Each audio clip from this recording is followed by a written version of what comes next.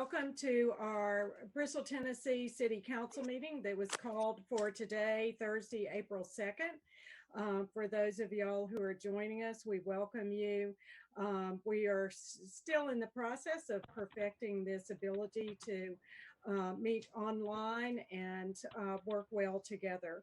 So we appreciate those signing in, and we will begin our agenda with Tara Music giving our roll call. Okay. Fire Robin? Here. Keene? Here. Powers? Here. Luttrell? Here. And Turner? Here. Thank you. Mr. Soar, would you introduce the other guests that we have for today's meeting and your staff who are joining us? Yes, I'd be glad to. Guests we have this evening, Dr. Annette Tudor, Interim Director of Bristol, Tennessee City Schools. I see Maggie Elliott has joined us with Believe in Bristol. She'll be making a presentation here momentarily.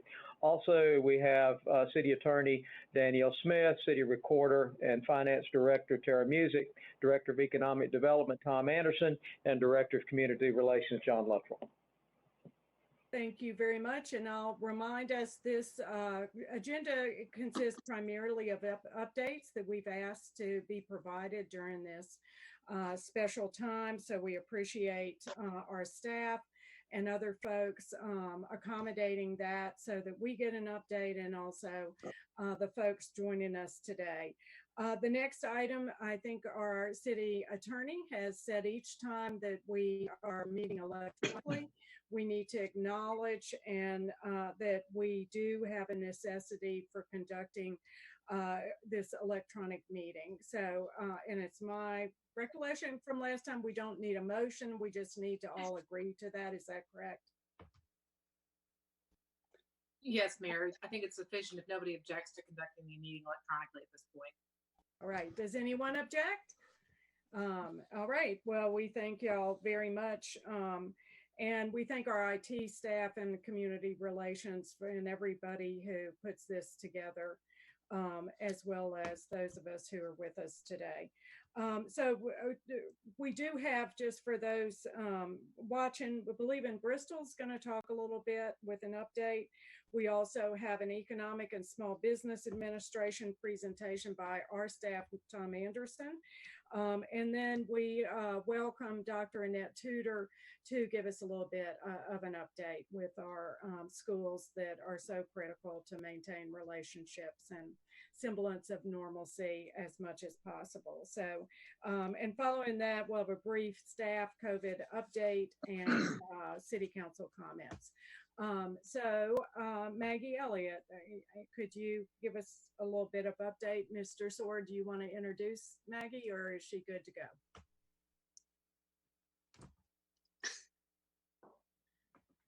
We can't hear. There we go. Out of habit, I try to do that, and I invariably remember to or forget to turn it back on. Maggie Elliott is known by everyone, certainly on the screen. For those who are watching via live stream, Maggie Elliott is the Executive Director of Believe in Bristol. She's been a champion for our downtown now for quite some time, and we look forward to her presentation. Awesome. Thank you so much. I'm going to switch over and share my screen with you all. Learning new things these days. Alrighty, can everyone see that? Mm-hmm. Yes. Perfect. So thank you all so much for making time for me on today's agenda. If it's okay with you, I'm going to fly through the first part of this presentation as it's information I had intended to present to you all a month ago. Everyone's worlds obviously have drastically changed over a very short amount of time, and I'd like to talk about how we're attempting to cope and leave more time for questions and conversation on that front. So why does Believe in Bristol exist? This is all information you have all already heard before. Believe in Bristol strives to strengthen the heart and soul of our historic downtown and facilitate its future growth. We're going to need that strength now more than ever. We're one community whose heart is a vibrant downtown, where our unique cultural and historical heritage is celebrated maybe a little hysterical sometimes, where a sustainable, vigorous economy is enjoyed and where the quality of life is enhanced by abundant opportunities for living, working, shopping, and playing. What you know us for, we're a recipient of an American Planning Association Great Places in America Award. State Street was recognized as one of the 2018 Great Streets in the nation.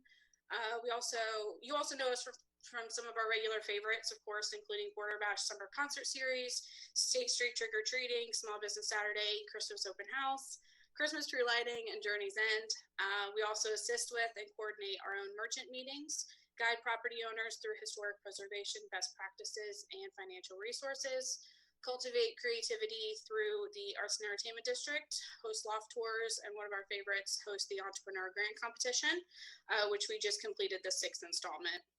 Our most recent recipients were Bristol Academy of Music, located on Piedmont Avenue in Bristol, Virginia, and Pins and Friends, to be located on State Street in Bristol, Tennessee.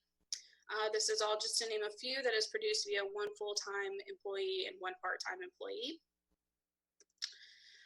No one here is new to the story of downtown Bristol's history. At one glance down State Street, you can see the progress that's been made for many decades, but I want to talk more about why it's important to maintain that progress. Main Street is the historic core of the community. Its buildings embody the community's past and its visual identity. A historic commercial district is often a major tourist attraction. When people travel or shop, they want to see unique places, especially ones that offer a unique shopping experience. What more of an experience can you get than being in historic downtown Bristol, being in two places at once and experiencing what Southern hospitality truly looks like? A vital Main Street reduces sprawl by concentrating retail in one area and uses community resources wisely, such as infrastructure, tax dollars, and land. Downtown commercial districts are prominent employment centers. Downtown Bristol is a great example of that, with 170 businesses and over 1,100 full-time employees.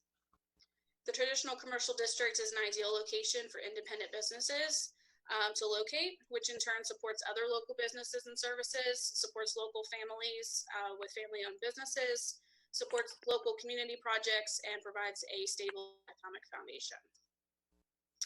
A healthy Main Street core protects property values in surrounding residential neighborhoods, and Main Street provides an important civic forum where members of the community can congregate, parades, special events, celebrations, help to reinforce an intangible sense of community. In 2019, Bristol was named one of the 50 most charming small towns in America by the Travel Channel. Just a few months before that, we were named the best small town in Virginia by the Discoverer. Would we have been named those things without downtown Bristol?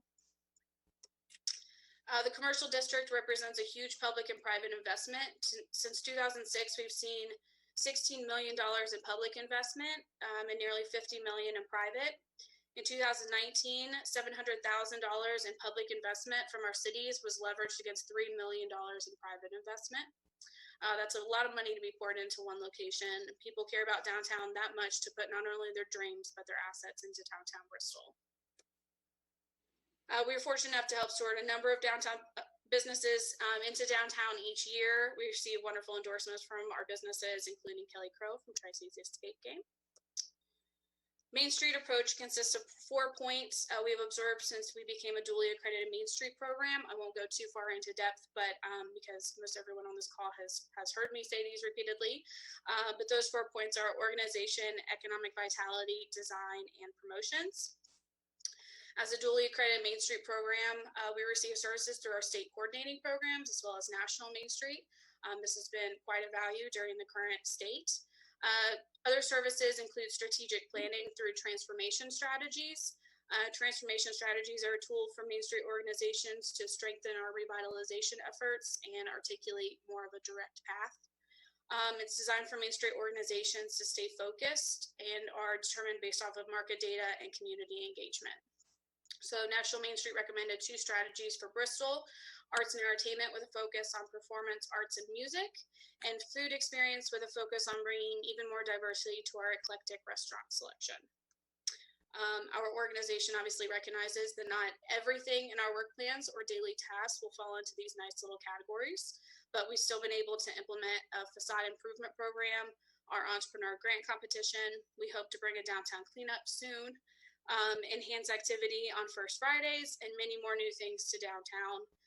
However, our transformation strategies are in place so that we're able to say no to things and not accept anything that might fall on our doorsteps that puts our organization in financial jeopardy. So as expectations rise from both cities, so does the cost of sustainability. Believe in Bristol, because we're known for producing quality programs and special events, are reliable and fiscally responsible, and naturally because downtown is the community space in which we used to gather and will gather in the future, we become that go-to resource for the cities to come when planning or legwork is needed. We take those additional responsibilities on with community pride as we rally our volunteers, and our organization alone has brought in a value of over $1 million to the community just in volunteer hours. Our organization must receive support from both cities, Bristol, Tennessee and Bristol, Virginia, to survive. We're working every day towards getting our organization to a more sustainable state and to not be reliant on our city's financial support. We understand the financial challenges, of course, that both cities have faced in the past and uncertainties of the future, but we have to invest in what's proven to work in Bristol. Downtown is working. People are moving here because they're falling in love with downtown Bristol, and we can't lose that momentum. In summary of this first little piece of my presentation, a few key takeaways. Believe in Bristol has helped increase the tax base, partnered to create and increase tourism, increase property values, increase the number of jobs and businesses, provided and encouraged positive perception of downtown and community, improve relations with local government and the private sector, increase the volunteer base for the cities, create a business-friendly environment in downtown Bristol, and produce quality programs and special events for downtown businesses and locals. In short, we get things done. The Walker Collaborative assessed all of downtown Bristol during the Bristol Development Strategy at the end of 2018. I wanted to remind you all of a piece from their report before we move on to our current state. In addition to the need for BIB to support downtown, the community needs to support BIB. It is critical that BIB focus most of its attention on proactive measures to enhance downtown, as opposed to the time-consuming distractions of raising its own funds. In addition to getting sufficient and regular annual funding from the two city governments, a foundation should be created to financially support BIB and other downtown initiatives. Again, I had planned to tell you all that and more so in more of a positive light about a month ago. However, I do have other update as far as what our current status is. And the current status of downtown is one we never could have imagined up in our worst of nightmares. Each day, or at least it feels like it, we receive an update from another one of our businesses about closing their doors to the public for the foreseeable future. And we've been trying to navigate what our role is during this pandemic. First, start with what we're good at and already have structure in place to maintain. We have a new homepage header on our website that lists all known statuses of downtown businesses. This includes all curbside and delivery options, online shopping links, and links to businesses for individuals to purchase gift cards. It unfortunately also lists all temporarily closed businesses. This job alone has been a bear of information to maintain as things have changed so rapidly. We were an early advocate for curbside pickup spots and thank the City of Bristol, Tennessee for implementing those on behalf of our downtown businesses and making it easier on those offering curbside pickup with minimal staff. Knowing that both of our cities were not in a place to provide relief packages to businesses, Believe in Bristol tapped the shoulder of the lead banker for the Downtown Redevelopment Loan Fund to utilize the current pool of money, which is $187,000 for emergency loan funds. He was on board and recommended it to People Incorporated. We were able to work out $5,000 0% loans, no payments for 6 months and up to 3 years to pay off the loan. These loans are from an existing underutilized pot of money that was originally designed to help small businesses and entrepreneurs who are not able to go through the traditional channels to borrow money, whether it be low credit or lack of collateral. This fund and the fact that it hasn't been utilized properly has been a thorn in Believe in Bristol's Economic Vitality Committee side. And so the ability to put it to use at this capacity for our businesses was something that was really important to us. and might be the saving grace some of our businesses need to survive financially. Small businesses are month to month. We know that they are not equipped to handle the drastic slashes in revenue, especially right out of the harsh winter months. As of this morning, there have been 13 businesses begin the application process for the Downtown Emergency Loan Program. We continue to look for other relief sources for our businesses to utilize, including pending information on the Small Business Administration Disaster Relief Loans, say that 5 times fast, and CARES Act, Paycheck Protection Act. We have been in high communication with our small businesses for the past several weeks in an effort to help them navigate through some of these uncertainties, even though there are several uncertainties on our end as well. On a brighter note, with Border Bash originally scheduled for only 6 weeks away, we put together a social distancing series for Facebook. Every Tuesday and Thursday during the month of April, we'll have artists broadcasting live from the Border Bash Facebook page. We kicked it off last night with Morgan Wade, who will be joining us in Bristol for Rhythm and Roots in September. As of approximately noon this afternoon, her live video had reached almost 40,000 people with 22,000 views, over 17,000 engagements, and almost 200 shares. Our work with this series is just the beginning of our work towards what we expect to be our hardest job yet. And that's bringing community back to downtown Bristol. We still don't have a definite timeline for when life goes back to normal. What normal looks like. Does it ever go back to what we saw as normal? A repeat from earlier, Main Street provides an important civic forum where members of the community can congregate, parades, special events, and celebrations help to reinforce a tangible sense of community. We have a full summer and fall schedule of community building activities that we've missed out on fundraising for and are having to cancel or rearrange what had already been in the works for months. It's almost the end of the fiscal year, and we have lost a minimum of 2 months fundraising, likely more. We are going to be hit with grant reimbursements from our property owners and small businesses who need it, meaning we'll have more going out than coming in.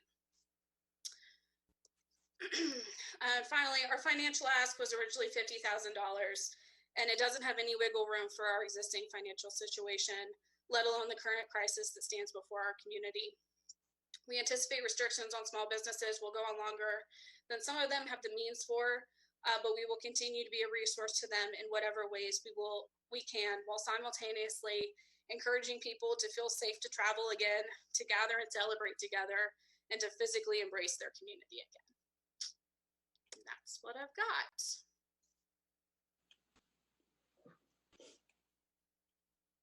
All right, thank you, Maggie. And I assume, do you have a donate button on your Believe in Bristol website? We do. Just to point that out to folks who are watching as well as to us personally. Yes, are you going to go back so we can see you? You're still on a split screen, or would you rather? Am I? Yes, I can do that. Yeah. Perfect. So, yeah, so first I'll just say thank you so much. And I know the position you're in, I know we're all we're sad about everything, but about our beautiful, wonderful downtown, and with your being on the front line there, that's a tough position to be in. So, council, do y'all have questions? I have a question concerning the downtown loan pool. Have we had some businesses that have taken advantage of that? Yeah, so far, I checked in with People Incorporated this morning, and they don't need much to process it. The application is only about 2 pages, and they just need to supply 2 years tax returns. And if they are a new business who has not been in business for 2 years, they just provide the projections for the following years that they don't have those returns for. However, the communication back and forth, what documentation do you need, has just delayed it just slightly. But they have had 13 businesses at least submit that original application. So no checks have been written yet. But because of the size of loan, it does not have to go through a full committee review. It can just go through an internal review. So only 2 staff need approval for that. So they are going through those directly too, in order to reduce the original timeline that it would normally take to get those loans processed.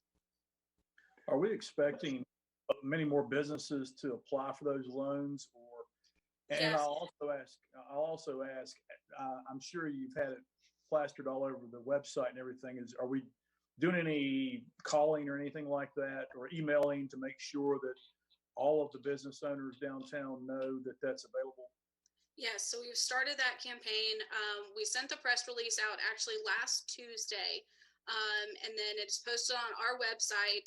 I've sent at least 2 emails directly to the businesses aside from the original press release. And then it's been posted on social media as well. There's also a newspaper article in it.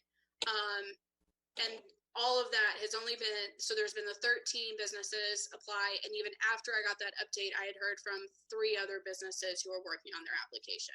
So yes, long story, yes. And so it's been on social media as well. It is, yes. John, is it on our social media with the city? Have we shared this from Believe in Bristol yet? I'll have to check that to confirm. John, it's on the link for BIB. It's on her page. Yeah, the Okay. city does have Believe in Bristol linked as a business resource, and it's in the first paragraph on our homepage on that top header.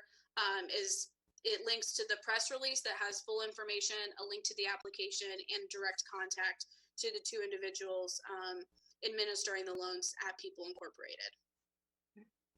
So Maggie, depending on how many people take advantage, if it doesn't take all the funding will there be opportunity and if there's still funds available to offer a second round?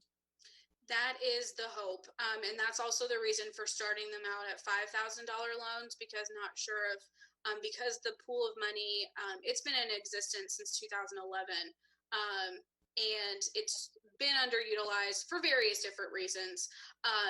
And so the whole, because it wasn't utilized properly in the past, we didn't know how many people would want it in this amount of time. You know, 0% interest seems as good as you're going to get at this point, you know, so utilizing it, no brainer, but we want to make sure there was enough to go around, at least for this first round. And it was designed as a revolving loan fund. So ideally, there's no loss to the loan at the end of the day, and it could still be utilized in its original capacity or for its original capacity. In speaking with your small businesses downtown or with our small businesses, does everyone have a clear understanding of the EIDL and the PPP through the Small Business Administration? I'll be very honest right now, information has been not great on the federal level from that. So we're still navigating that. We are working directly with the small business coordinator for Virginia Highlands, Cindy Fields, who gets that information directly from the SBA, being their SBDC on that side. So she's been keeping us in the loop as far as communicating all this information. We look to be able to do a webinar with her, with our small businesses, the beginning of next week to really go through and walk them through that application. It's been lots of information in limbo up until these last or upcoming couple days. I can send you some contact information about, and just for educational purposes, the EIDL, because it's an automatic online application, and then the PPP through the Small Business Administration. It's supposed to be opened up to applications tomorrow, but my understanding through a bank is that while it's opening up tomorrow, they are still working out the fine details, and they will not begin processing any of those applications until the end of next week. Right. So I suspect that Tom Anderson's going to give us a little more information. Took his little mute microphone off. Right. Yeah, I was going to say that. I've got some information on that. Okay, great. I forgot. Sorry. So, all right, Maggie, anybody else have questions or anything to share with Maggie? So, again, we appreciate you and Emily so much for everything you do on a regular, normal time, much less everything else. So, and Margaret, I yeah. will say this. I don't mean to interrupt you, but that's okay. they do serve a tremendous dual role. It's 1.5 persons. I serve on this board, Merch. You've served on this board. I think others have as well. They help tremendously with the development and assistance to bringing downtown merchants into the fold. And another big role that they play is promotion. And once we get through where we are right now, they're going to be needed as much as ever and more so. And their funding is very much in jeopardy and is not what they need. So I'll just leave that there. I'll ask one more question. Do we know if there are folks who would like to increase that fund, the loan pool through that process, is there a way for them to be able to contribute to that fund? Individuals or financial institutions? Either. Tom, do you know the answer to that question? Well, I think anything could be done, but I think they could actually give it through you to where we could use the same terms, and then you could service the loans and then not have to do the staff thing through People Incorporated. So I believe they could if they want to. You're a 501c3, so they would get a deduction. But if either way would work. But yes, they could bolster that fund if the private sector wants to. Okay, thank you. I think that might be of interest to some folks we out there to support our local businesses by somehow. And I'm sure that you can get more information if anybody does want to pursue that. So, and I think, Maggie, you're signing off. Well, maybe you're not. You're going to listen to Tom first. Oh, yeah, I'll hang out and listen to a little bit. But thank you all for your time today. I appreciate it. Yeah, we appreciate you. Okay, Mr. Sora, do you want to introduce Tom officially? You have to unmute. He'll get it. I go to sleep. Okay. Usually people have to tell me to go ahead and mute it. But Tom Anderson is our Director of Economic Development. He's been with us since the spring of 2015. He does an outstanding job, and we look forward to hearing his update. Thank you. Okay. Thank you, Mayor. Thank you, council people, and Bill and Danielle and John and whoever else is on here, Maggie. I didn't have necessarily a presentation because, as Maggie pointed out, and Lee had actually said, these programs, the PPP plus the EIDL, which is the Economic Injury Disaster Loan.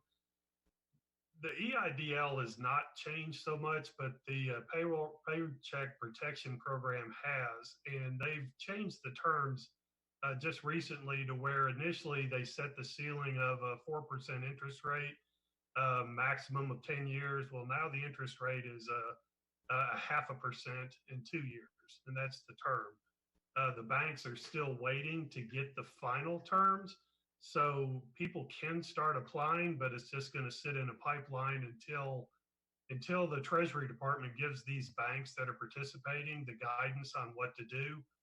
The EIDL one is essentially a signature loan. It's non-collateralized, but it's up to $10,000, and it can be used as a bridge and then financed into the PPP once it's done, which then it can become eligible for all or part of it to be a forgivable loan as long as they're maintaining their workforce. What John Luttrell and I have done, and Matt Garland, who's sequestered at home too, we have put together the resource page, and John has put it up under our COVID-19 resource page through the city, and it's got direct links to what Lee was referring to, which are these loan programs, which you can do it online. You can go to our website. It's on the front page and look under the business resources. And that's going to give you both of the SBA programs. Plus, it's going to give you local, state, and federal resources. And a lot of these are going to say the same thing. The local one, you have the Appalachian Highlands Economic Aid Directory, the AHEAD, and you've seen that. That's got a lot more business to business and more of the entrepreneurial ecosystem type folks that can plug into what resources are here and try to fill some needs. Then, of course, we have BIB, and then the Bristol Chamber of Commerce has a landing page that Bristol stands together, which will have some of these same dashboards. And then Founders Forge, which used to be the startup Tri-Cities group, they have plugged in again into that entrepreneurial ecosystem, and they do have some of the SBA programs, but they also have some webinars that they're putting on, and they're doing some business to business activities. So I would encourage people to go to those landing pages. Then as far as the state goes, we've got the daily press briefings from Governor Lee, then the Tennessee Chamber of Commerce and Industry, and they update this thing hourly sometimes. They're putting a lot of current data, and as soon as the SBA releases something, it's on their site. It'll give links to all these programs and all these applications. And then also the Tennessee Community and Economic Development Department, they have links directly to the workforce. So you can get both the unemployment for the employers and the employees that are affected, and you can apply for this stuff directly online. And then you also have the University of Tennessee, the Center of Industrial Services. They've got a lot of resources to help industry and how to reconnect with some of the workforce. Then federally, we've got the U.S. Chamber of Commerce, which is obviously a very robust site, and then the U.S. Small Business Administration. So you're going to see a lot of the same information on all of these landing pages, but they all are basically being updated at the same time, and there's cross links. But I thought that would be better for us to have that on our homepage so people could easily find us and then jump onto whatever dashboard works best for them. So if there's no questions about that, I'm going to move on to some other activities that Matt and I have been working on. Anybody? I have one question. If someone qualifies for that loan, could they also apply for the loan that People's Inc. has set up? Yeah, the People Inc. It has nothing to do with any federal program. That is a totally private, privately generated from the downtown banks that back in 2011, as Maggie pointed out. The total intention of that was to get the money on the street in our central business district. Right. So, but yeah, that they could apply for both. It doesn't matter. It has no effect on the borrowing ability. Good. Okay. We could come back if anybody thinks of something, but you know, obviously there will be some breaks in the clouds. We will have to start working back on infill, and we are going to have to start working back on some of the businesses that may or may not survive through this. And Maggie and her staff, I mean, they're going to obviously be on the front line. So, you know, we're going to have to do whatever we can to help their efforts. Plus, as far as the Economic Development Department, we're going to continue to focus on that infill. We do have a lot of things that are actually underway and have been underway since prior to the pandemic. We had through BTES applied for another round of the site development grant to finish out the business park, the other 22 acres, which would give us 2 building pads. We have already received funding from TVA, or at least authorization for funding from TVA. So we have applied for the next round with the site development grant through the state of Tennessee for $500,000. And well, the reason we need to keep moving forward with this, because there will be an end. And given a lot of the supply chains, which have been interrupted because they're working through just whatever Asian countries that are out there will be a lot of reshoring. We have had some manufacturers moved overseas just because it's cheaper to operate. Well, now there's a lot of the material flows that are not happening. So the domestic supply is not protected. So what we are anticipating, there will be some direct foreign investment coming here, and we are going to need to have buildable sites. And that's stuff that'll be happening essentially once these clouds blow away and we get started together again. And another important thing will be the hiring expo. Before the pandemic, we had started having meetings to do this on a regional level to partner with NetRep and Networks, which would be at least 5 counties. Given the reconnection of the workforce to our existing industry and businesses, we may need to limit that to Sullivan County, but that's something we'll look at. We'll partner again with BMS, but initially we had chosen the 7th of May, which obviously that's going to be pushed down the road. But once we have a better feel for when this will be over, we will do another hiring expo, and we anticipate it's going to be a pretty significant one. And we are going to lean very heavily on John Luttrell and his staff because that is where our success comes from. So we will be looking to probably the IDB plus the IDB in the county, including Kingsport and Sullivan County, to help fund this activity. If it can be done regionally, we can do it regionally, but I think it may overwhelm the site because there will be, just when we did Sullivan County, we had over 2,200 jobs available. I can't imagine what it's going to be after this is over. So we'll continue to put those things together. And another positive note, we do have commercial developers looking to start new projects.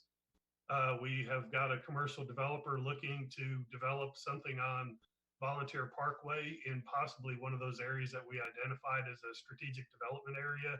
It would be for mixed use. And then the other development, the parcels have not even been assembled yet. So I'm not going to give a lot of detail on that, but the commercial world is seeing this as an opportunity to be well positioned. So once this clears, they'll have some growth and activity immediately, which is very encouraging. The 714 Shelby project is still moving forward. We did have to extend the deadlines just due to things that are beyond our control, and I think we extended them into June. But we do anticipate activity and everything to move forward. People have seen the cranes, the steels going up at the Geneva Hotel site. We continue to cultivate the entrepreneurial ecosystem, as I keep talking about. Actually, I was texting back and forth with Heath Gwynn with ThinkSpace, and we're looking to keep that connection to Launch Tennessee. They are the connection to the crowdsourced platform, which is going to allow small businesses and entrepreneurs to be able to plug into the supply chain that the state and the medical and the country is needing right now. So it'll be a way for, it may not be the original plan that these businesses wanted to, but it'll be a way for them to participate in what's going on in a positive way and maintain the cash flow through these tough times. And then, I'd already pointed out the infill will become a focus, and Matt and I are going to work on a strategic plan for us to best hit the ground running once this is over. We meet constantly, a minimum of a weekly conference call with all of our partners, which includes BTES, Networks, TVA, Tennessee, ECD, and then just the local entrepreneurs with Matt and myself. So, we share ideas. We share what companies we talk to, what industries we talk to find out, make sure that we're not five of us calling them, asking them how they're doing, that one of us are calling them and asking them how they're doing. And then if we need to bring resources or contacts to them, we do that. So we're staying very busy and we're wearing out the phones. So you guys, I just want the council to be assured that activity is going on. We do have a lot of positive things going on during this environment, and we do anticipate a lot of private investment to be well positioned. Once this blows over and we start climbing out of it, it won't be a quick fix, but at least we will have some positive growth in the middle of all this negative stuff. That was very quick. So if there's any questions. I'll say that, Tom, we might want you on every time to be so positive. That's what we do.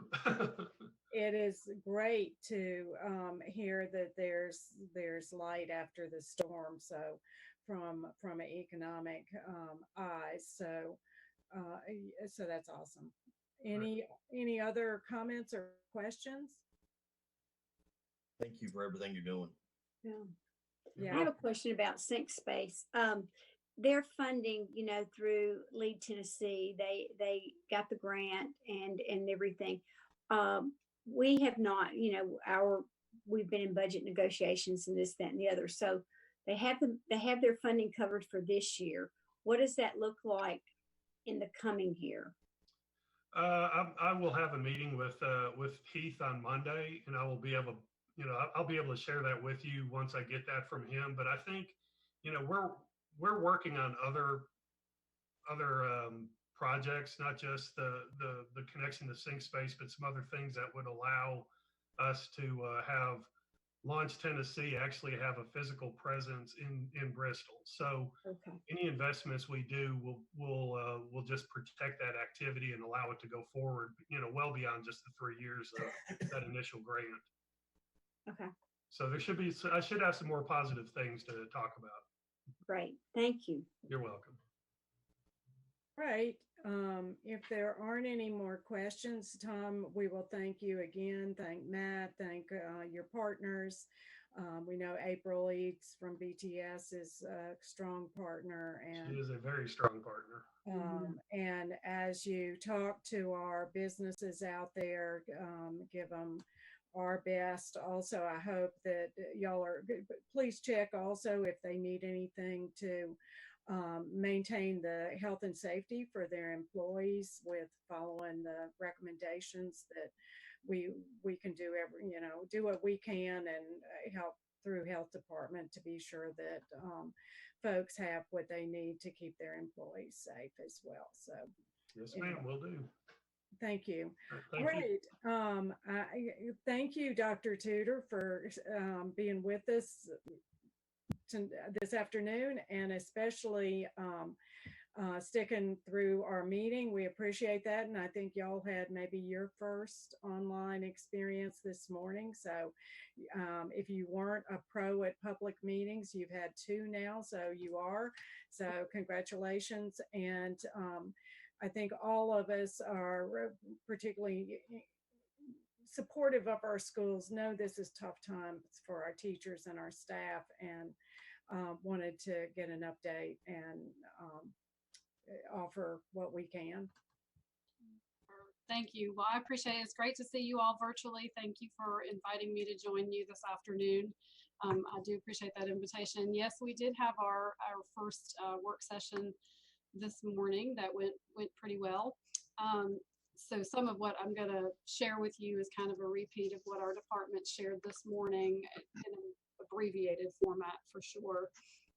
Some things that I thought you would be interested in knowing about. First of all, all of our school buildings and school district buildings are closed to the general public, so we're following those guidelines, but we do have essential staff that have to continue with their work functions. The majority of our folks are working remotely from home if we can allow them to do so. Some of those we can't allow to do. One of those departments would be our school nutrition department. We have 15 feeding sites across the city of Bristol, and for 11 of the past 11 days, we've served 13,660 meals to our students. We started last week around almost just shy of 700, and it's built. We've increased every day that we've served meals to our students. On Friday, we were able to serve meals for the weekend as well. So they went home with breakfast and lunch for Saturday and Sunday, as well as what they had for Friday. So we'll continue that. We have 38 students who can't get to a feeding site for one reason or another. And so our school nutrition folks are delivering to 38 different students for a variety of reasons.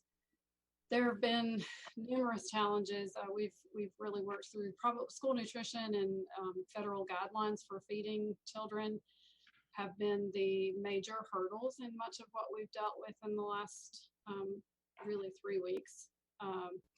But as quickly as they can move, the federal government has adjusted to a lot of requests, and so there have been a lot of waivers and opportunities for things to the restrictions to be lifted a little bit. It does cause us to have a little bit of paperwork on our end. Our school nutrition director has to file particular waivers. If we can't get a particular vegetable, for instance, we have to swap that out for something different, that sort of thing.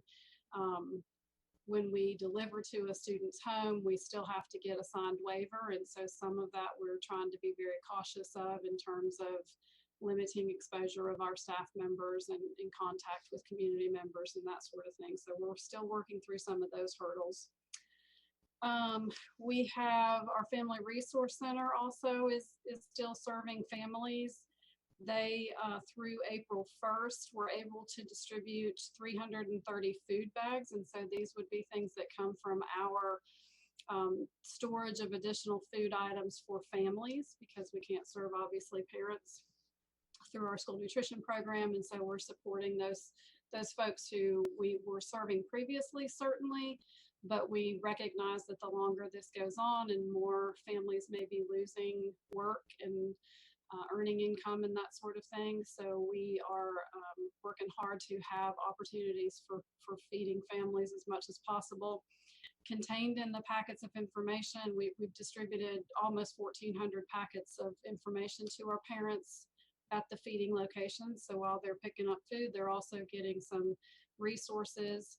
Included in that, we gave away well over 200 books to children that they get to keep in their home, that we're not asking for those books back, so they get to add to that library.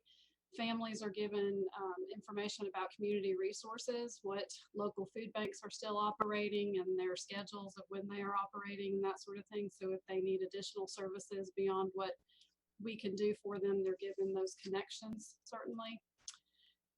And so far, we've been blessed. Kay Ward runs our Family Resource Center, and just prior to all of this kind of hitting, she got commitments from some organizations and institutions to provide additional funds. And so right now we feel like we're in good shape. We had some donations prior to Christmas break through Strive and from Strongwell that helped get us to this point a couple of weeks into this crisis.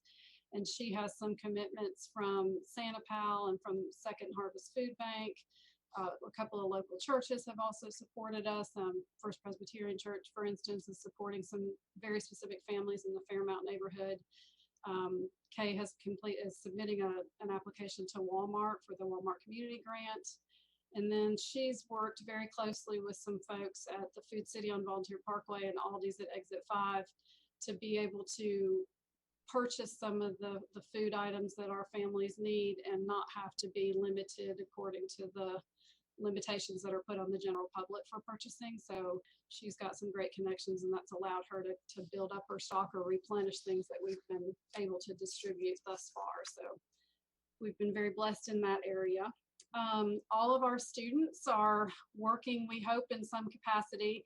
Our teachers spent the last couple of days of last week, Thursday and Friday, making contact with every child in the district, really just initially to make contact and make sure that they were okay and that we could reach them. And they spent the first couple of days of this week passing that on. If they didn't make contact, those teachers were sending that information to other individuals, counselors, and administrators who have continued to drill that list down to make sure that we've reached everyone. We distributed packets of instructional materials that could be picked up at the end of last week for pre-kindergarten through third grade students. Those packets are intended to last about 2 weeks, and so we'll distribute another set of those the end of next week. Students in grades 4 through 12 are mostly online. When we're making contact with them, we're making sure that they have access to the internet, and if they don't, then we're making arrangements to get packets to those students as well. We have, our tech department has set up a procedure for Tier 1 and Tier 2 level support, and so students and staff who are having issues with computer access and that sort of thing can contact a trouble help desk kind of situation, and hopefully we can walk them through fixing whatever it is over the telephone. If we can't do troubleshooting over the phone, we were allowing families to come in and have a tech department staff member work on their device or provide them a loaner. We ceased that yesterday. Actually, we feel like that's putting not only our staff at risk, but also the community. And so we've stopped encouraging that and allowing that. If they can't work through the issue over the telephone, we are just then referring that over to the principal of the school, and they're getting that hard copy packet to those families instead of trying to fix the device.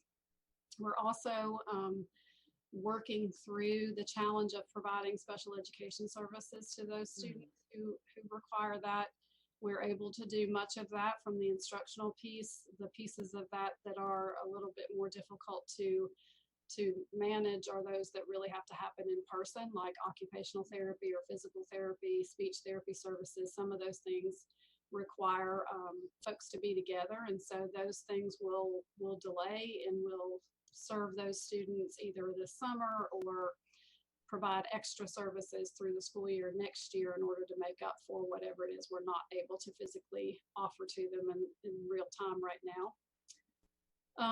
Much of what I said, plus a whole lot more, is available on our website. So we've done the same thing that the city of Bristol has done, and we've really provided significant information and resources for families and staff on our website. And so we're referring folks to those resources if they can access that should they need anything.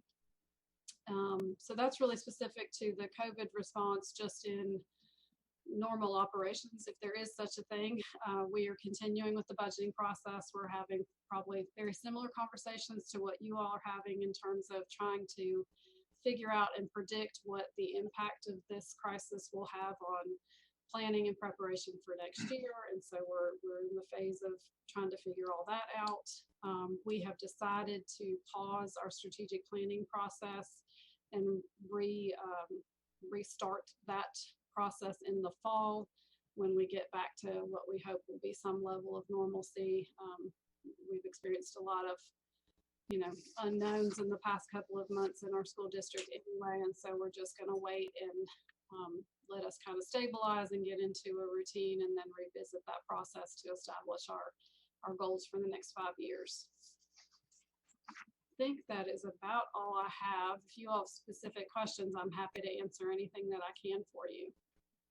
Question? Dr. Tudor, I sat through your call this morning, and I was quite amazed at the number of pieces you guys have got, shuffling around over there. One that stuck out was the comment you had 160 households where children do not have access to an internet connection for the needs that they have currently.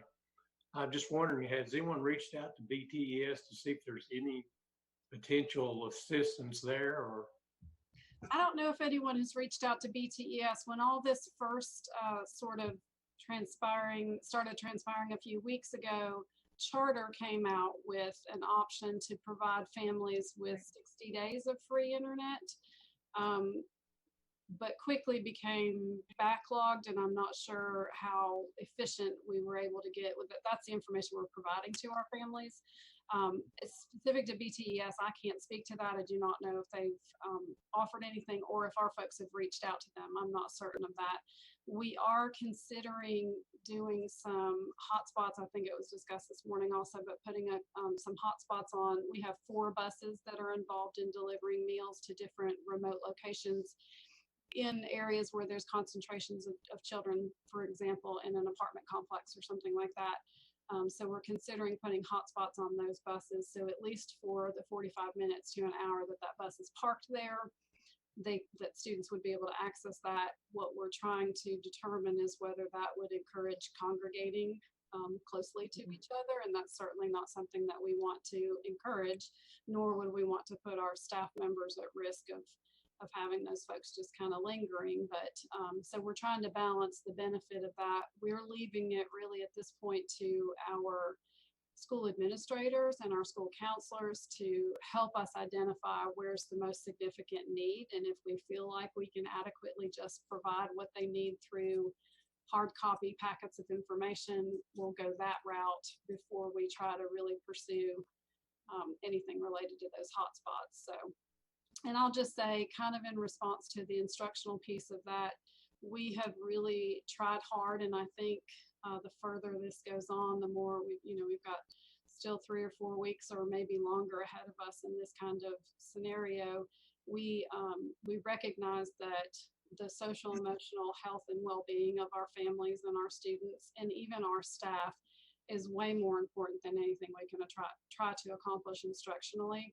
And so we're really trying to focus on, even if we can get materials to them, those activities and materials really trying to be fun, engaging things that are stress-free, that they can do independently, but really kind of elevate the mood a little bit and get their minds off the severity of the situation we're in, especially those folks who already were at risk or are now maybe potentially their families are losing jobs and income and are in a more stressful situation than they were just 3 weeks ago. So I know that doesn't necessarily answer your question, but we're de-emphasizing the focus on instruction and standards and testing and all of that, and really trying to focus on what can we do to support our families and help them get through this crisis. Well, I want to applaud you and your entire team for the work you're doing. Thank you. I appreciate that. They've worked very hard. And I'll say that's great for you to acknowledge the importance, the relationships, and I think that's shown throughout research, and we know right here with our Reading Buddies program that it's not the actual reading with the reading buddy that is so important. It is the relationship. So I think that is huge to maintain that as much as possible. So to hear that is y'all's number one goal is very great. So appreciate it. Any other comments, questions? Well, I'd just like to say thank you for all that you're doing. And we have a little library here at our office. And would it be best, Dr. Tudor, to keep the little library stocked here? Or would it be best to just give those books? We've got a stockpile of books that we use to feed into that little library. Would it be best to get it to y'all to help distribute, or what would your suggestion be in regard to the little libraries? I would say hold on to that for now. And if Kay gets in a situation where that would be needed in a couple of weeks, then we will reach out to you and let you know that. I think any opportunity to have those in a variety of places is great, because not all of our families are coming to those feeding sites. And so maybe they have access somewhere else, and that's great too. So we'll kind of spread the wealth there. But if we get into a situation where that would be beneficial, we will certainly let you know. I appreciate that offer. She knows where we are, so yes, she can find us. In regard to the pre-K packets, those are only for the students pre-K that are currently enrolled in the program, or if there were other pre-K age children that are at home, could they have access to those packets? So they were printed for our families in our school district. However, all of those packets for pre-K, kindergarten, first, second, and third are posted on our website, so anyone can have access to them. We've actually been sharing several of the school districts in our area. We're all sharing amongst ourselves and helping each other out. So you can find all of those packets. And if you have a specific request, or we have families reach out to us, we're happy to provide a hard copy of that. I'm sure we have several copies already made.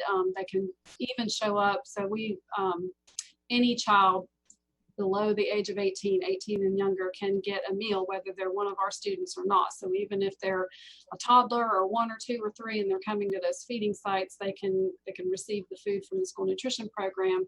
They could also pick up a packet while they're there. We have packets available at those feeding sites at the 3 schools. So even if they're not one of our students, they're welcome to ask for that information. And then they can find all that at, what is your website? Would you like to share? www.btcs.org, Bristol, Tennessee City Schools.org, btcs.org. Thank you. Thank you. Dr. Tudor, thank you for everything you're doing.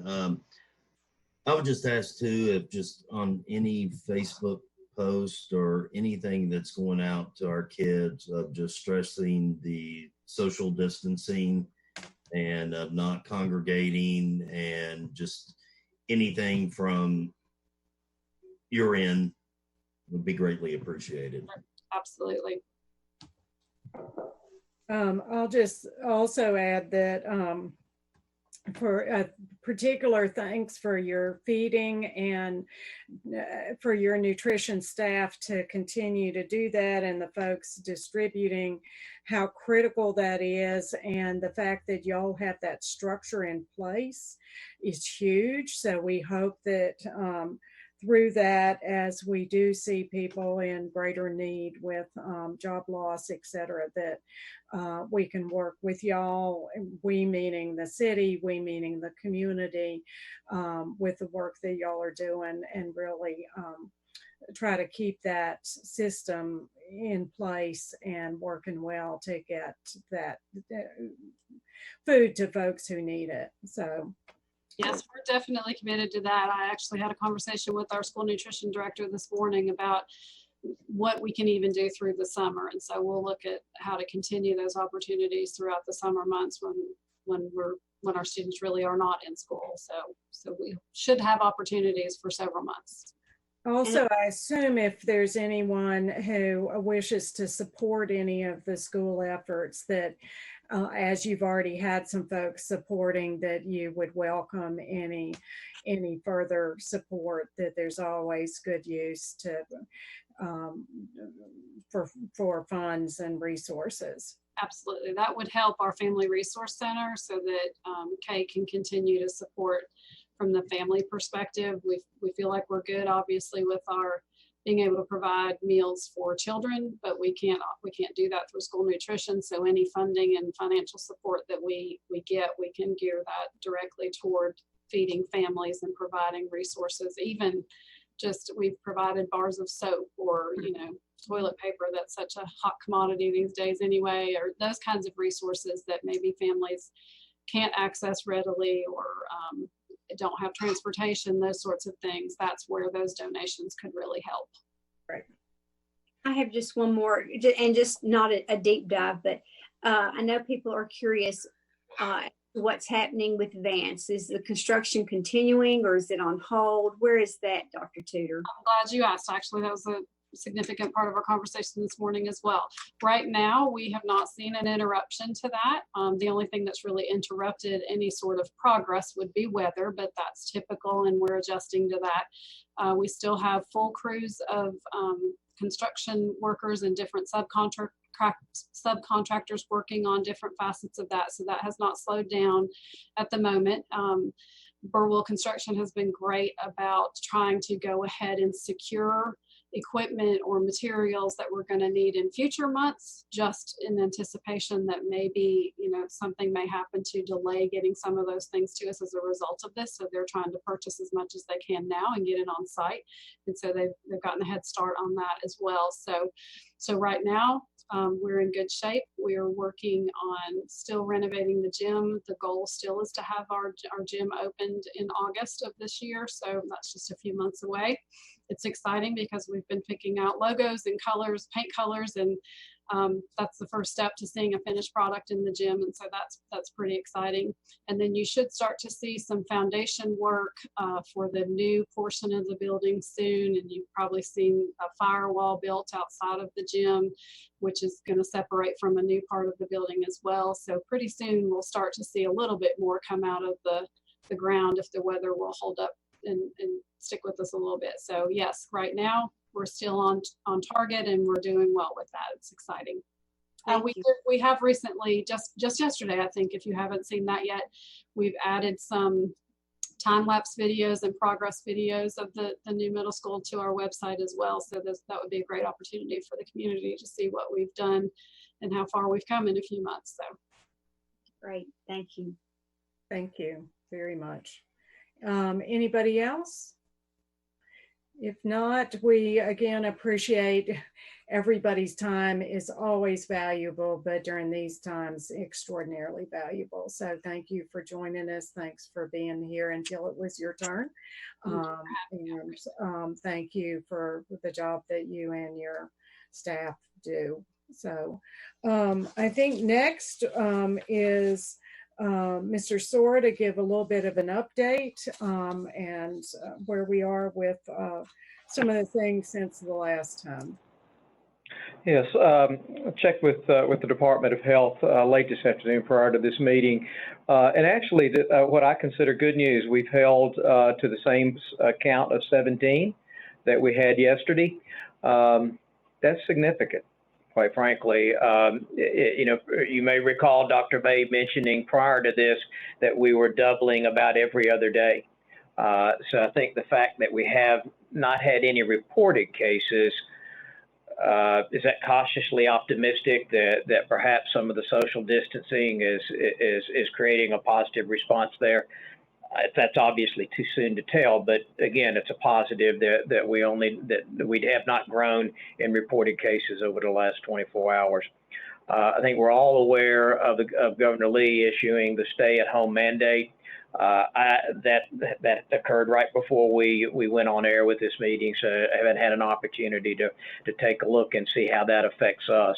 From the police department standpoint, not really much has changed. The same types of calls that we were answering a week ago are the same type of calls that we're currently looking at. Certainly domestic and unwanted visitors and threats seem to be somewhat of a mainstay from a social standpoint with the types of calls that they're receiving. We're still working the 50-50 split of our resources between our police department offices in City Hall and then our police training facility at Slater Center to once again just achieve some separation amongst our staff.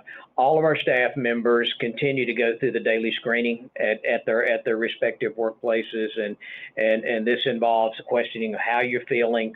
Do you have any shortness of breath? Do you have a cough? And then their temperature's taken, and all this is logged in at the start of their respective shifts. EMS calls are actually trending lower. Is there a cause effect? It may be that people are resistant to call right now and trying to avoid potential exposure. From a PPE standpoint, on both of our police department and our fire and rescue services and EMS services, at the present we're fine.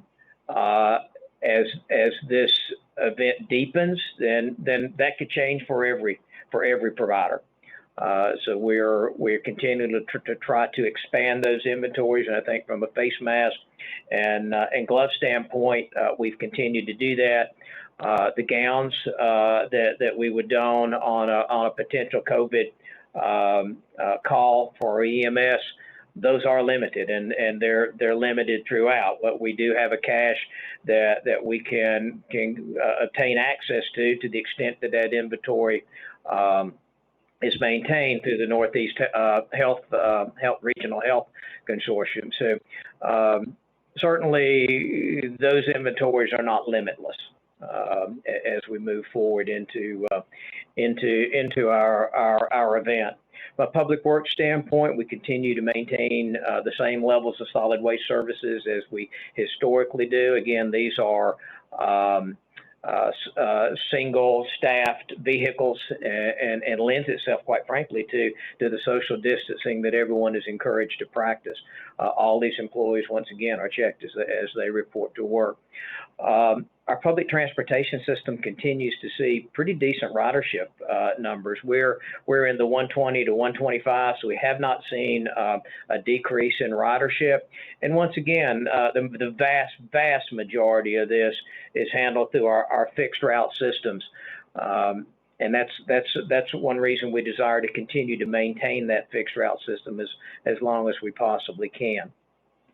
From a Parks and Recreation standpoint, doing some fairly creative things. First of all, we've secured a lot of facilities that would physically discourage that congregating of individuals that Councilman Turner mentioned earlier. The basketball courts are secured, or goals have been taken down. Tennis courts remain open. That was consistent with the safer at home order. With the governor, I'm not sure what this new mandate, how that might affect that, how that directive might affect that operational piece. Our Little League fields, our baseball fields, soccer fields, and so forth are closed to keep that type of interaction from occurring. But our parks otherwise are open. Our playgrounds do have snow fence around those. We can't continue to maintain, or we can't maintain a continual sanitary status on the playground equipment. So snow fencing has been installed around that equipment to to prevent use of that. But our parks are open for walking. Steel Creek is open, the gate's open, and we encourage individuals to take advantage of being outdoors. We're also doing some creative things in terms of, as I mentioned earlier, there are exercise videos that BTN is producing with our Parks and Recreation staff. Also, you may remember Chippy and McGruff were looking at videos to be used, to be aired on BTN with different programming there. And then our nature center, interesting, they have some animals in the freezer that some of it is animals that have been hit by cars and so forth, but that they have used or plan to use within our exhibit. They're actually going to thaw and dissect those. And for those who would like to see dissecting various animals, Jeremy Stout will be videoing that, and there's a science application there with that.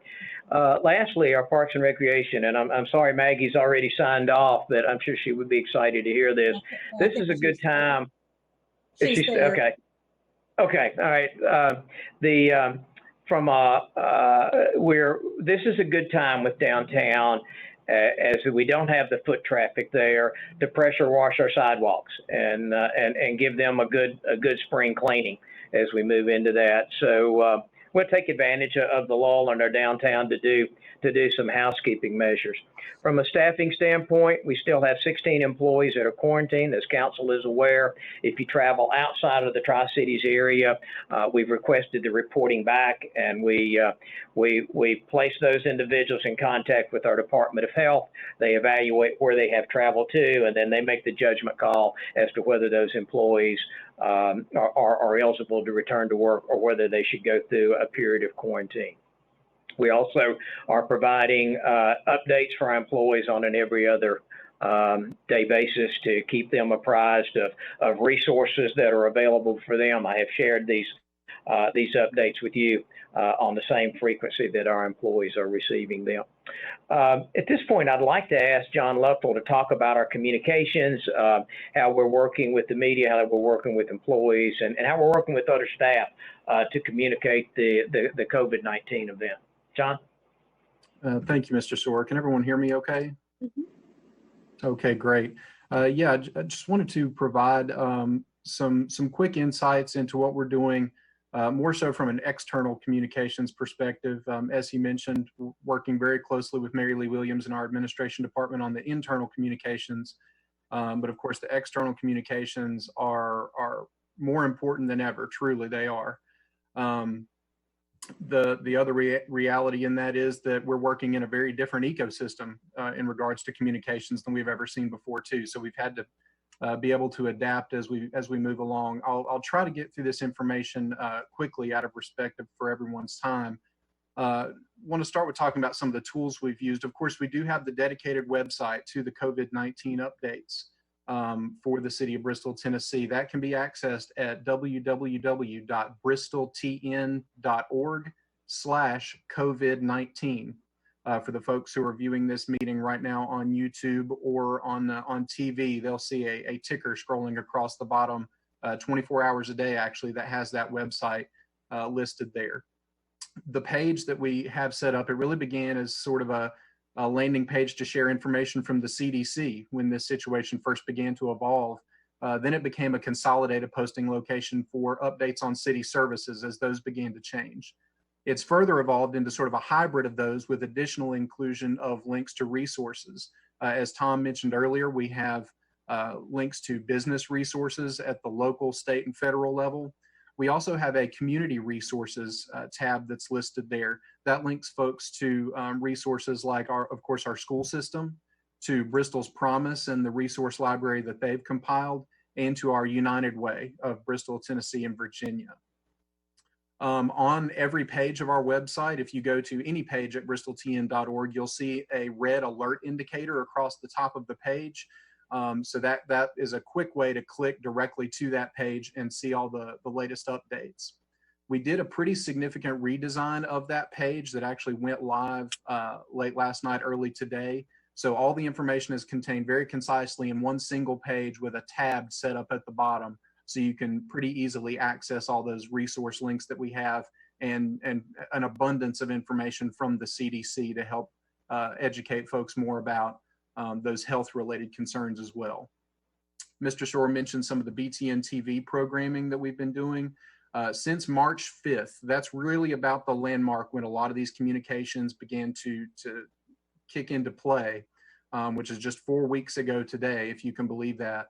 We produced and aired 16 different pieces related to the COVID-19 epidemic.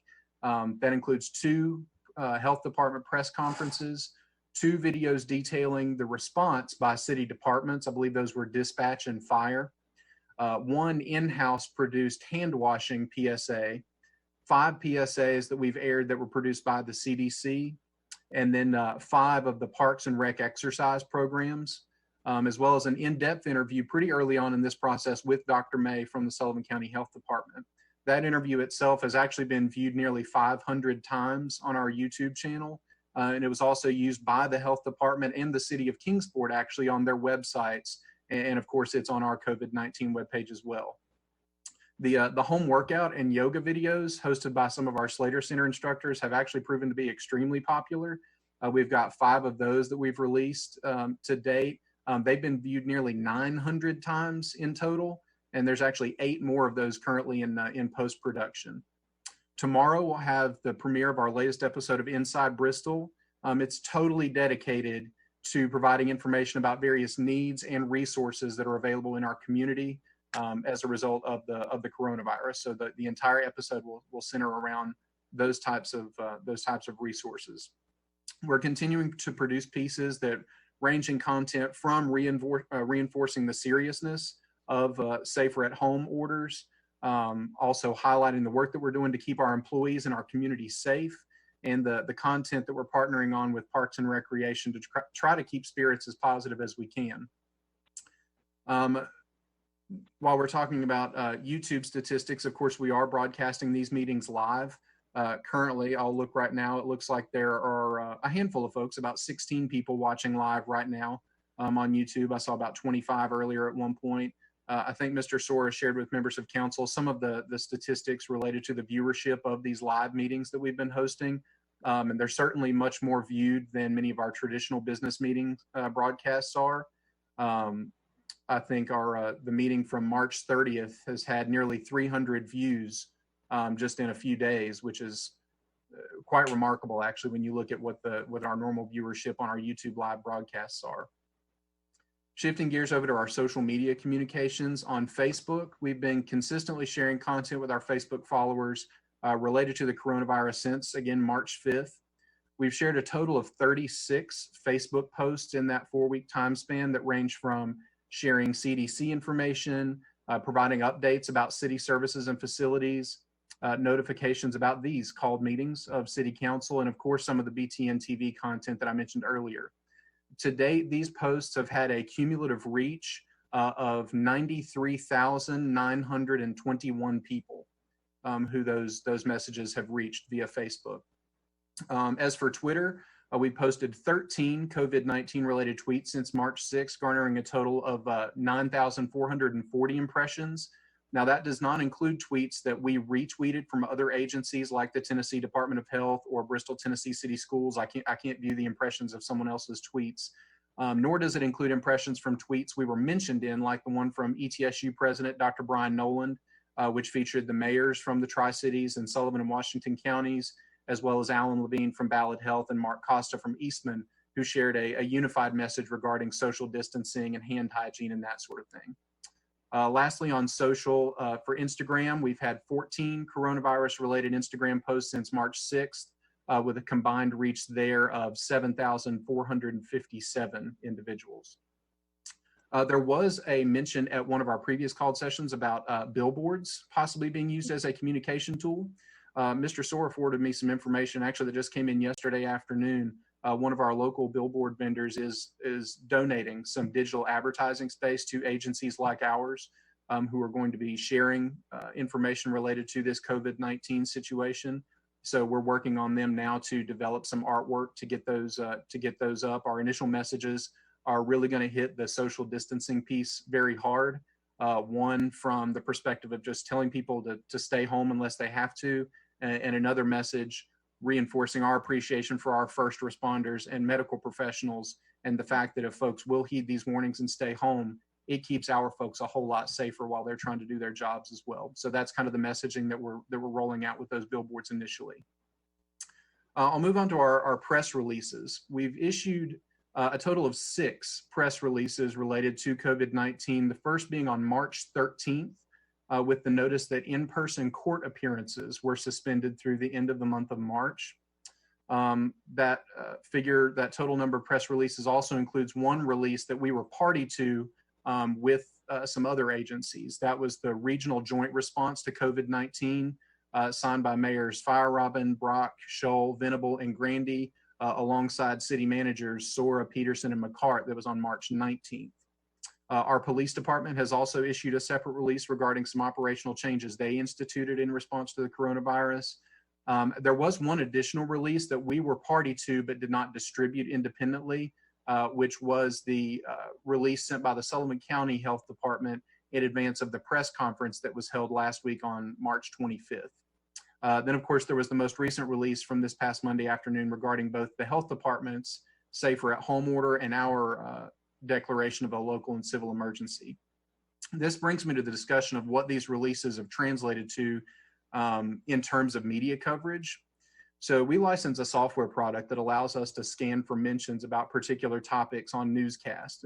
It's by no means perfect, and it doesn't always catch everything, but it does show us that TV coverage, at least of our content, has been fairly evenly split so far between WCYB and WJHL.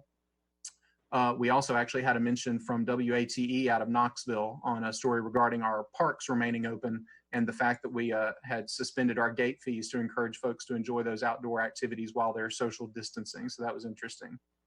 It's also worth noting that many of the stories that they have been picking up are not necessarily prompted by one of our releases, but by story concepts that the news outlets have developed themselves.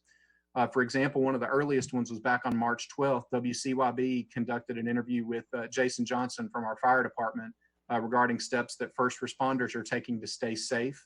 And then as recently as last night, WJHL aired a story that included an interview with Mr. Sora discussing the possible fiscal ramifications of the economic impact caused by COVID-19.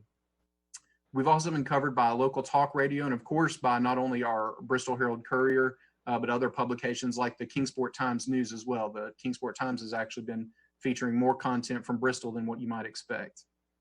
The million-dollar question, though, is how do we ensure that all of the content we release is picked up by all of our local media outlets? What we're looking at is the media is navigating a lot of the same uncharted waters that the rest of us are. They're receiving a truly unprecedented volume of information from far more sources than what they would normally be getting it from under normal circumstances. That's also coupled with the fact that newsrooms have had to make changes to their operations as well in order to keep their staff safe, just like we have. So that translates into a bottom line that coverage really is never guaranteed. One example, even though I can almost see an antenna array from a TV station out my window where I'm sitting right now, they serve a market that is much larger than just Bristol, so their coverage is naturally going to be spread over that entire viewing area. So that's one thing that we're having to navigate now, is when they're getting information from far more sources than they normally would, they're having to spread their coverage certainly beyond our city boundaries. Other times, the amount of information being shared, particularly online by our news outlets, can be so dense that they just sort of have to start aggregating multiple releases into single stories.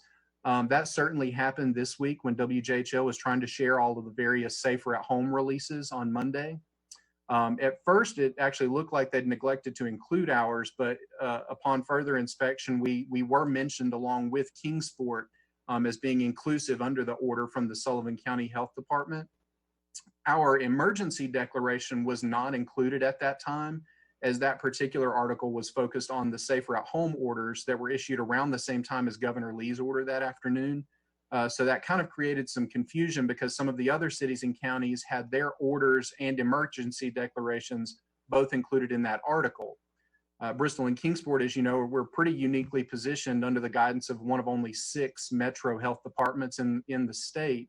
And as such, our declaration was not initially included because that information contained the same information that was redundant to the order from the Sullivan County Health Department that was already cited in that story. Now, all that said, there's certainly some things we can probably do to improve our odds of coverage. One of these is to be as strategic in our timing as we can possibly be. Releases earlier in the day simply have a greater likelihood of being picked up. Sometimes that's not always achievable as we'd like, especially when we're trying to get out information in a rapidly evolving development, or what's been the case more often than normal recently, when we're in a position where we're following perhaps the lead of another agency or collaborating with other agencies to try to issue some sort of a joint release. We can't be quite as quick as we might be on our own. And that was another example from our Safer at Home order the other day.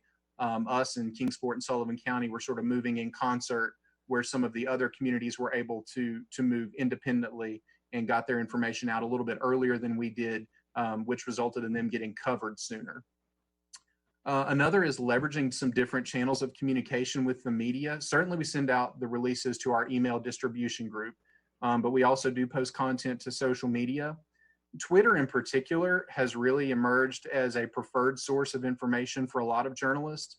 For example, the tweet regarding our Safer at Home order was actually retweeted by one of the WCYB meteorologists who's pretty active on social media, who himself has about 4,000 followers on Twitter. So that's another good source that we might begin leveraging, particularly trying to contact specific journalists.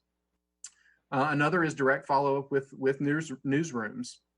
So when all of our communities were issuing releases previously about our buildings being closed to the public, I was watching as those rolled out, and I noticed that WJHL had a story mentioning Johnson City and Kingsport, but that release didn't include us.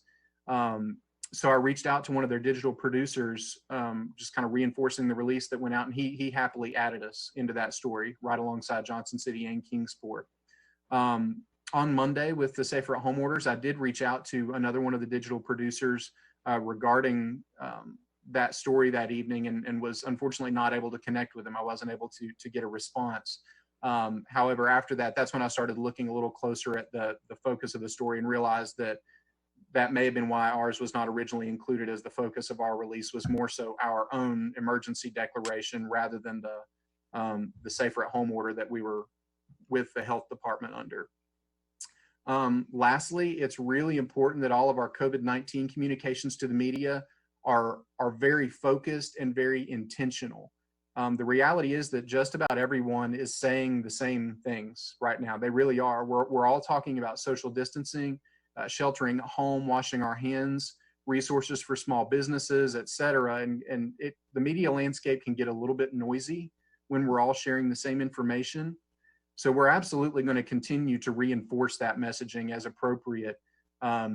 Once a story's been run once, its newsworthiness kind of drops off pretty dramatically, and it's less likely to be run if we try to reinforce the same message again if they've already covered it.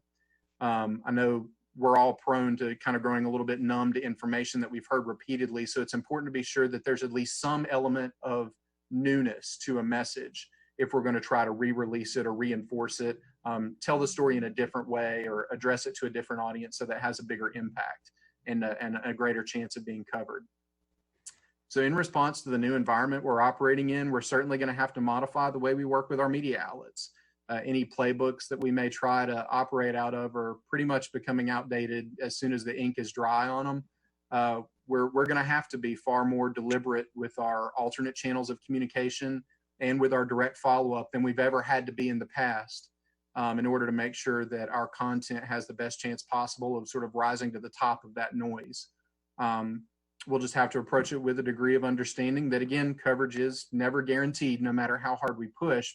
And there may be times when our time frame for getting a release out doesn't align with the newsroom schedule, so it might not make the cut for that evening's news or the next morning headlines. But it's something that we're going to be very intentional about, and that we are certainly having plenty of conversations internally about pivoting our strategy to try and align with the demands of our local journalists. the most important relationship we have right now is being collaborative with our news outlets to combat the just mind-boggling amount of misinformation that is circulating on social media. We've got to assert ourselves as a source of legitimate information.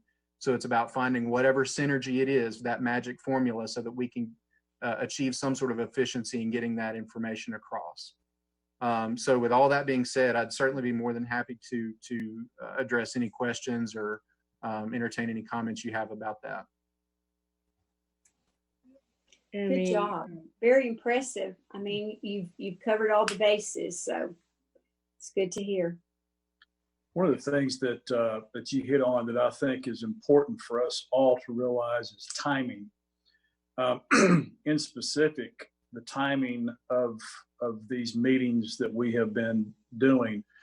It was just pointed out to me by one of my household members that the president's on right now. When the governor speaks, when we have our health officials speak, it probably would, John, if you could maybe give us an idea, I mean, not now, but maybe think about if we should be doing this at a different time, maybe a little bit earlier, maybe it's 4 o'clock instead of 4:30, or, you know, we want as many people engaged in real time as possible. I know folks work, but a lot of folks are at home as well. So I almost think we should think about the timing of this meeting that we have.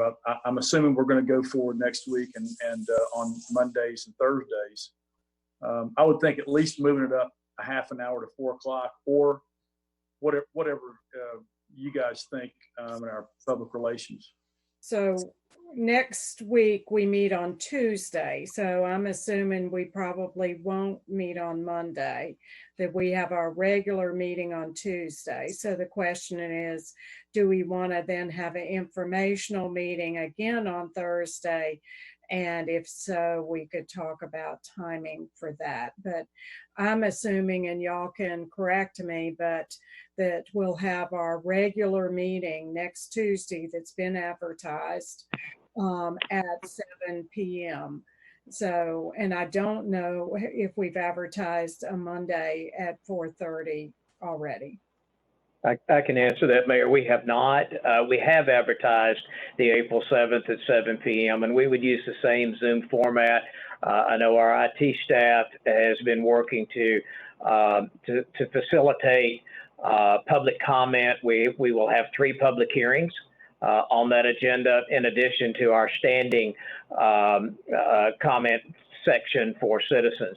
So I know our IT staff has been working to facilitate that. It would not be a video comment section, as I understand it, but it would be an audio comment section from our citizens. So we are in the process of and we are planning toward that meeting, and we'll be releasing the agenda early tomorrow. So the question would, so again, I assume we're not going to meet on Monday. So the question is, do we want to go ahead with, do we have people we want to hear from? Do we want to do this next Thursday? And if so, do we want to look at a different time? I think I think by next Thursday, I think we talked about earlier, we'll have a better idea, I think, of where we stand 7 days from now. So I would like to keep the Thursday meeting also. What time is fine whenever.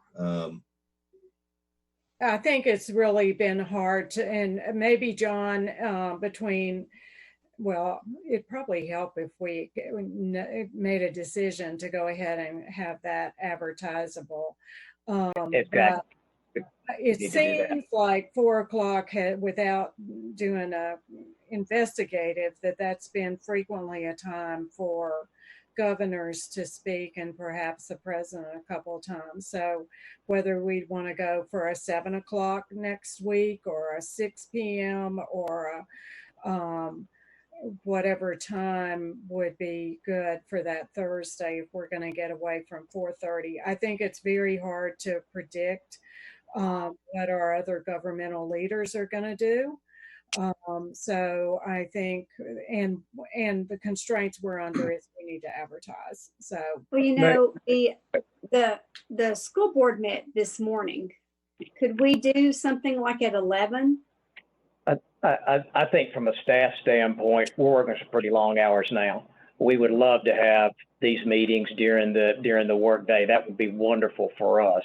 A lot of people who would want to follow this meeting are at home now, and so 11 o'clock or 10 o'clock or whatever would be an opportunity to do that, or whenever during the day I think would work.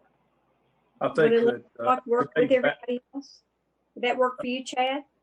Well, yeah, that'd be fine. I was going to mention that I think Ballard did a meeting this morning. I think it was at 11:30. Yeah, they're doing every Thursday at 11:30. At 11:30. So I would rather do it earlier as well.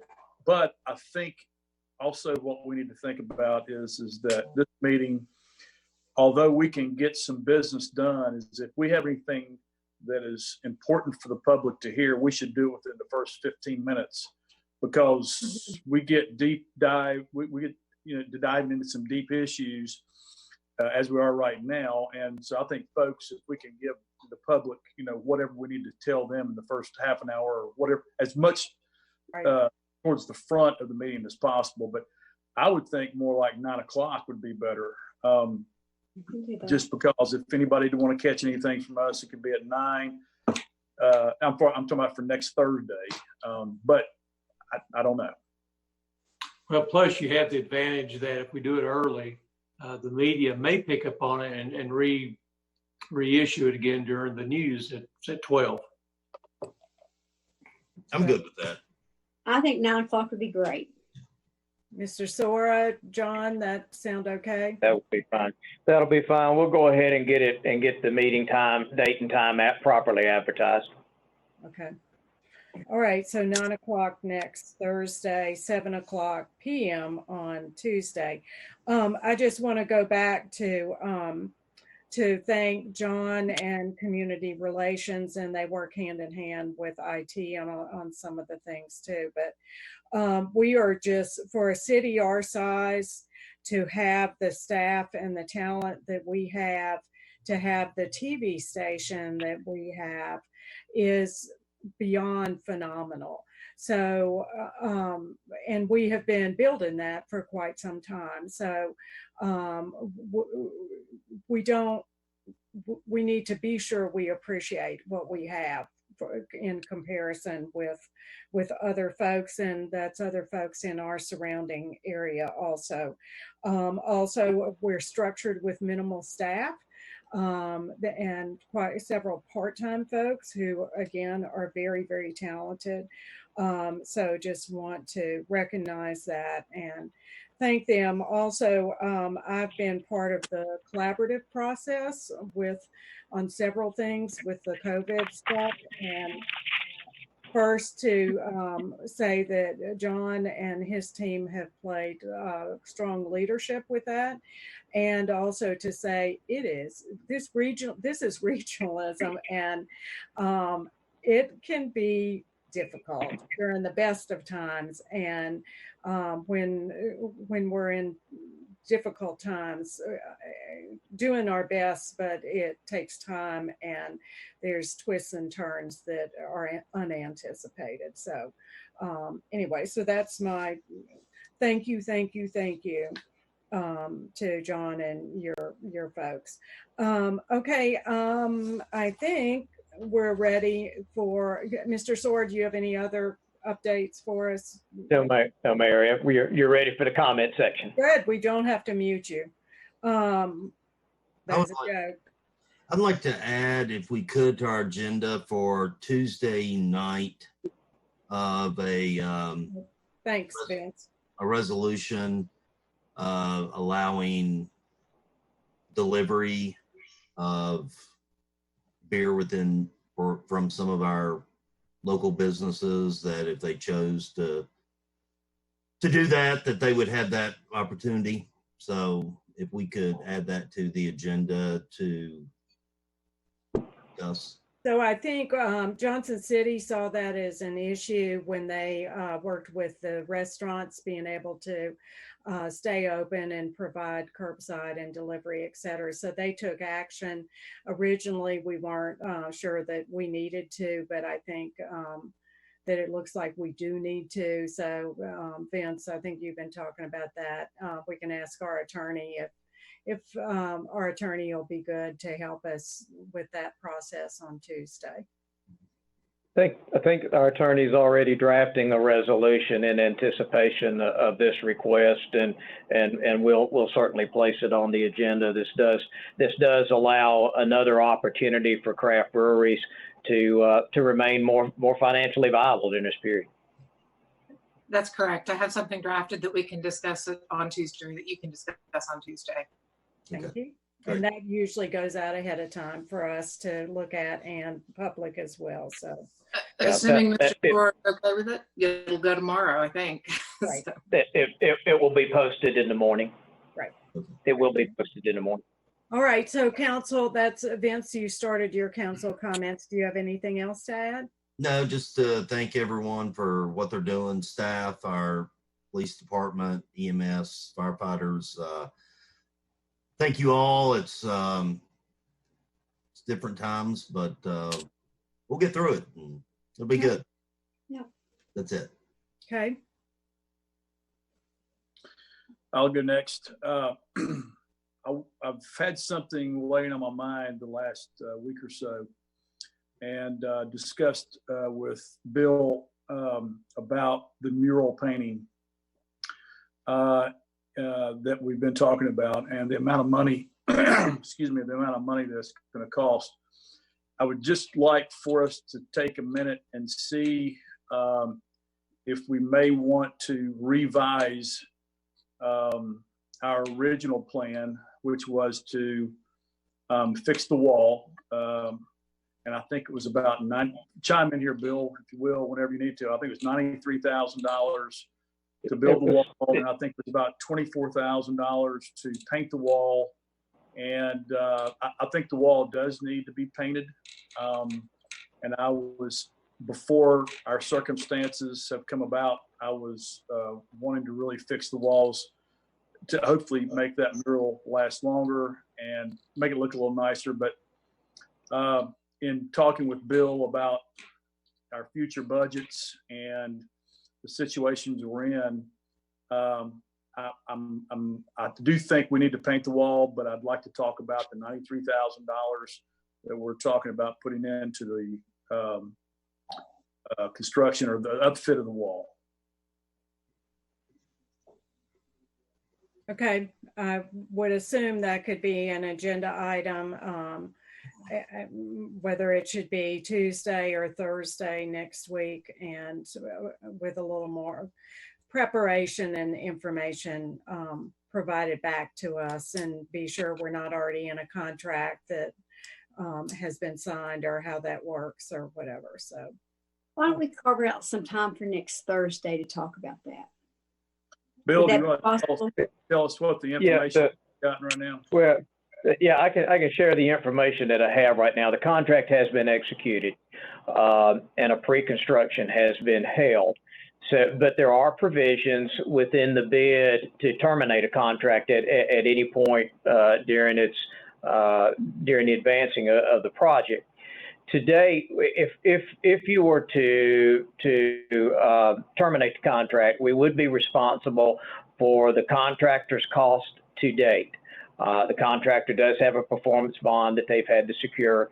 And then there's certain materials that they've already purchased in terms of stored materials and certain labor associated with that. You contacted me yesterday, Chad, just asked, what would be the scenario that would develop.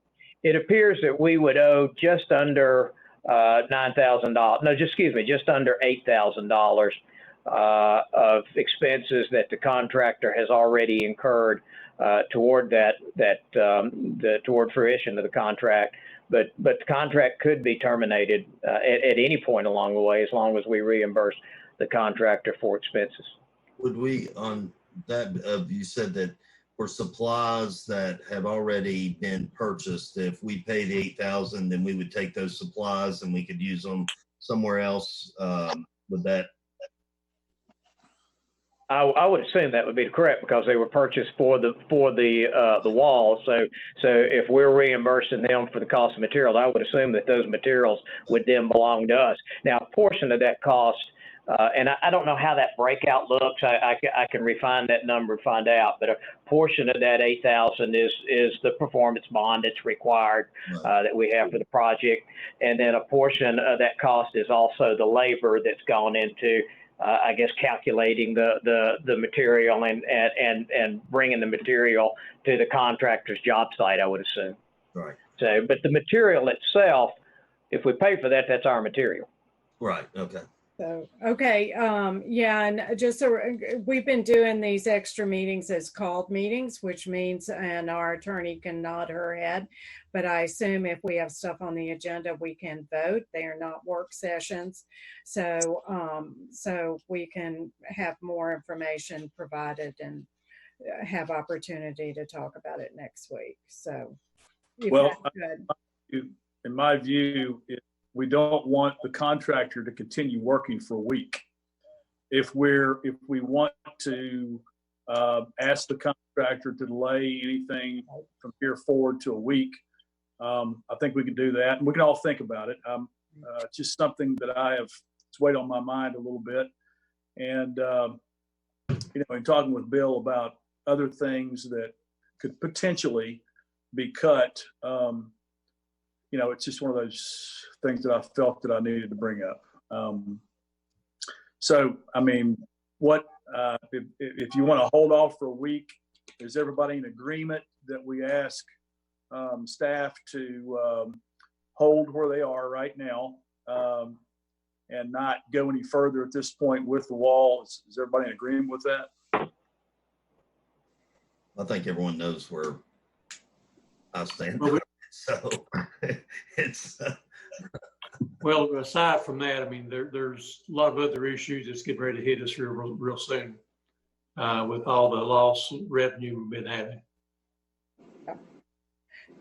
Sure, I think holding for a week, if that's can be done, that sounds appropriate, and then we talk about it on Thursday. Danielle, is that okay, Danielle, to do that? Bill? Yeah, and we could advise. I think Councilwoman Powers was going to comment, so let's let her comment before I respond, if that's okay. I was just going to say, I suggested that we carve out some time next Thursday to talk about this, and I think that it would be appropriate, given the sense of council that we push the pause button until we can talk about it next Thursday. I don't think we want to push anything right now, with it having just been brought up. Let's carve out the time next Thursday and let's have a meaningful conversation. And in that time, it might be that we all know where we are, not specifically dollar by dollar or penny by penny, but we know that our sales tax receipts are lagging behind and that we have counted heavily on them for the past several years. And so we're going to have to go into probably a whole new mode of thinking in the short term as to how we move through financially. And so before we make any knee-jerk reactions, I think we need to take our time, we need to be well informed, and we need to have a more comprehensive look, Mr. Sora, than just one piecemeal at a time. I think we need to have a broader conversation. So that was my comment. Okay. Can we stop for the next week until Thursday? We can make contact with the contractor tomorrow and ask them to hold up for a week and give you all an opportunity to have your discussion, and that we could advise them on Thursday of the action of whether to move forward or not. Thank you. All right, Chad, did you have anything else to add? No, I'm in agreement with that. And, part of that whole project was also, the painting. And I'm saying that I still believe we need to have the wall painted. Right. Part of that also was for the stage, $125,000 for the stage, Right. Which I just ask everybody to think about those areas, all of that project. I do have some other stuff. Some Okay, go ahead. made some notes as I've been watching the news about things that are happening nationally. And one thing positive that came up as of yesterday was the virus nationally was doubling every 1.7 days, and now it is doubling every 5 days. So that is, I think, good news. I've also been aware of a lot of different supply chains where the needed things that our hospitals and care and our nursing and doctors are needing, like masks and things like that, are coming through other supply chains, which I think has been very positive. And I'll tell you what, I've just been thankful that we've got such a beautiful area to get outside and walk and our parks. And so, from all of that, there are a lot of positive things going on, especially in this beautiful area that we live in. There are drugs, by the way. There was a study on a drug, small study on a drug, and I think it was called hydroxychloroquine, I think is the name of it. And it had an 80% success rate for treatment. It was a small sampling, so I heard that nationally. And you got a lot of companies that are stepping up that are donating, things for our caregivers. And I just think all that's really positive and just showing what, we as a people coming together can really accomplish. Thank you. Malin, Lee? Yeah, there's no question. There's a lot of positive things going on in the community. And Chad, to your point, I mean, people working together, it's more important nowadays than we've seen for in the past. And people are getting creative. It's going to be amazing what, when this is all over with, just how creative the mind is gotten and what's going to happen. So a lot of good things to come.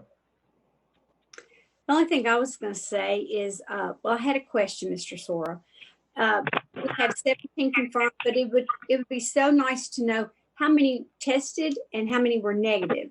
So if we could maybe put all that into perspective with the health department when we meet again, that would be nice to know our total testing pool. That'll be fine.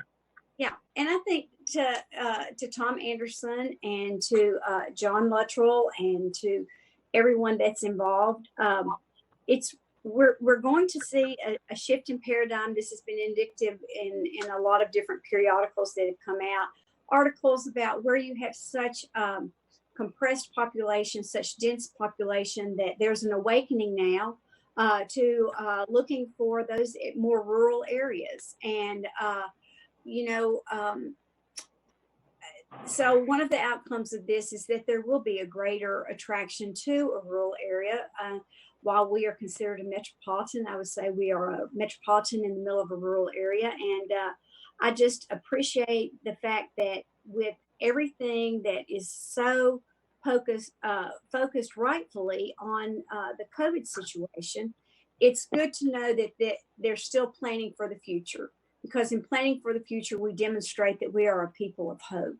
And we have great hope in our medical professionals that will get us through this situation. And when we come out on the other side, we have tremendous staff and people in the private and public sector that are working together, to Malin's point, that when we come through on the other side, we're going to see great opportunity as a community. And so I'm very prayerful for us as a community, because we will have some very tough days moving forward, but I'm very hopeful for us as a community that we're going to get to the other side in good place. That's it. Thank you. So I would point out to our council that we have managed to spend as much time online as we do in our regular council chambers. So we are adapting quite well. I wanted to mention several things. Want to continue thanking our health department for the job they're doing, our hospitals and healthcare workers for being on that front line. Also want to recognize for our citizens and community that that we recognize people are going through tough economic times, and we want to do as much as we can, provide as many resource opportunities, etc. Also ask folks to support our the local restaurants that are open as much as possible. Also support the charities, the ones that are responding and maintaining, so that they'll be there when things get better. Also just ask that for individual services that you would use during regular times, hair, massage, caregiving, some of those things, that folks consider supporting those folks, even though you're not getting the haircut you'd like to have. You could still send in the amount of money you would spend on that haircut to help them make it through.